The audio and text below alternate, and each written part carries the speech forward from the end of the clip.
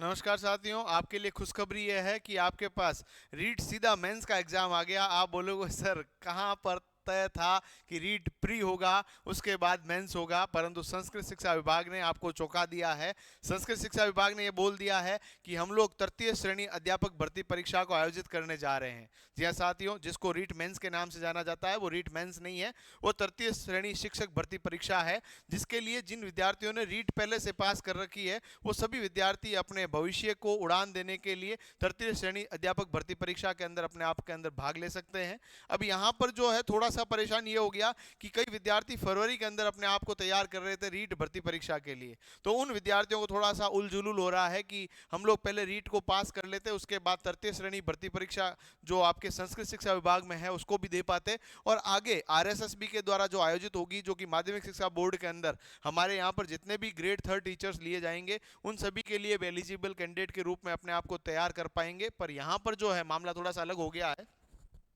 कि यहाँ पर जो है आपके 3003 पद आए हैं रीट के। हमारे ऑलरेडी बैच चल रहे हैं, ग्रेड थर्ड के भी बैच चल रहे हैं, जिसके एडमिशन के लिए हमारे ऑफिशियल नंबर 7357008180 पर संपर्क कर सकते हैं।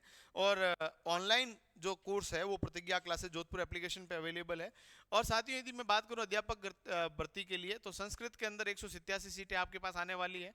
लेवल 1 के अंदर अध्यापक के अंदर जो वैकेंसी आने वाली है 422, तो आपके पास नॉन टीएसपी और टीएसपी के अंदर 27 पद है। संस्कृत अध्यापक लेवल सेकंड के अंदर 319 पद है और 70 पद टीएसपी एरिया में है।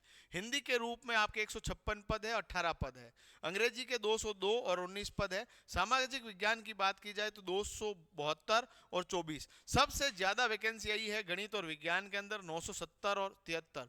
तो यानी कि एक बहुत बड़ी वैकेंसी आपके पास, मतलब बड़ी इन द सेंस कि जैसे राजस्थान के अंदर पशु परिचर के लिए केवल और केवल वैकेंसी कितनी थी, 5,934, तो वहां पर 17 लाख एस्पिरेंट्स ने फॉर्म भरा था, 10 लाख के आसपास लोगों ने एग्जाम दिया। बट यहां पर जो सीटों की संख्या को देखकर यदि आपको लगता है कि 970 के अंदर हम लोग जो है मैथ साइंस के टीचर बन सकते हैं तो बहुत अच्छी बात है। और यदि ऐसा नहीं लगता है तो कहीं अपने आप के अंदर झांकने की जरूरत है, क्योंकि ऐसे भी विद्यार्थी है दुनिया के अंदर जो केवल और केवल 10-15 सीटों के अंदर भी अपने आप को सिलेक्ट करवा पाते हैं।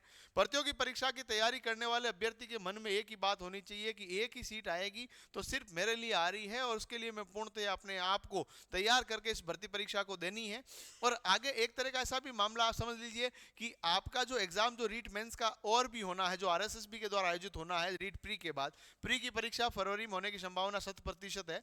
तो आप लोग ये तैयार होकर चलें कि आगे भी आपको इसका फायदा मिलने वाला है। जैसे आपको पता संस्कृत शिक्षा विभाग में ग्रेड फर्स्ट के एग्जाम ऑलरेडी हो चुके हैं, ग्रेड सेकंड का कैलेंडर जारी कर दिया है, तो अगला नंबर ग्रेड थर्ड का आ रहा है। आप मानकर चलें बहुत जल्द इसके एग्जाम के बारे में भी सरकार जानकारी देगी। जैसे ही जानकारी देगी हम आपके साथ रूबरू होंगे। बट जिन्होंने रीट पास कर रखा है इस भर्ती परीक्षा के लिए फॉर्म भरने के लिए एलिजिबल है, और जिन विद्यार्थियों ने फॉर्म जो पास नहीं है रीट, वो इसमें फॉर्म नहीं भर पाएंगे।